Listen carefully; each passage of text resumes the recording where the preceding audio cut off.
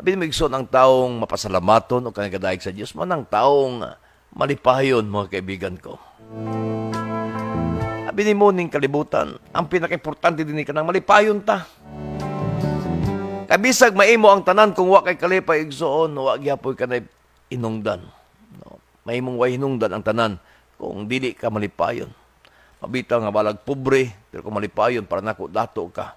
Kung malipayon, unsa man nimo nang bahandi, unsa imong sakyanan kung di ka malipayon, mga kaibigan ko. Si David, isip usa ka hari, nanginabuhi siyang malipayon, mga kaibigan ko.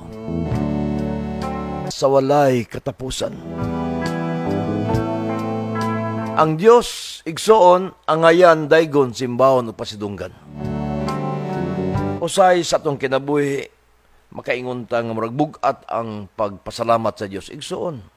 Kay usay man gud ang atong mentalidad nagtan-aw lang ta sa material nga butang. Daghang panalangin ang gihatag sa Dios kanimo. Usa ni ana kining kinabuhi nga anak kanato. Og daghang pa mga espirituhong panalangin sumala diya sa libro sa Epeso. Nga pasalamati ang Dios sa mga panalangin o katong panalangin mga espirituhanong panalangin o usa sa mga espirituhanong panalangin igsoon mao ang kasiguruhan sa kinabuhing walay katapusan. Mao ginaw sa kabutang igsoon nga dapat nimo pasalamatan ng Dios.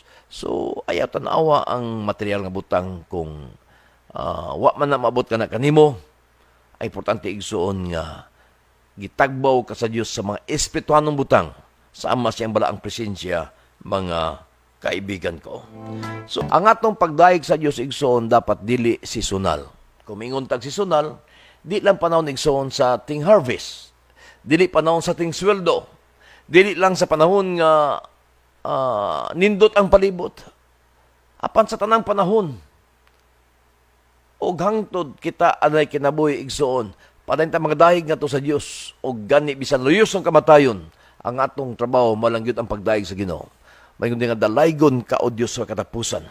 No, ang iyang mapagpakanindot sa usa ka amahan igsoon nga magampo para sa iyang anak. I don't know kung pila ka natong mga amahan na nagampo para sa atong anak. Kanang atong ampugan ni Ginoo, himo akong anak nga magmatinumanon.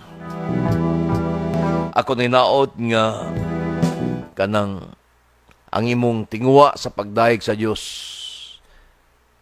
magapadayon ka na siya. O kanunay gyud kang mangandoy nga makaday kaniya.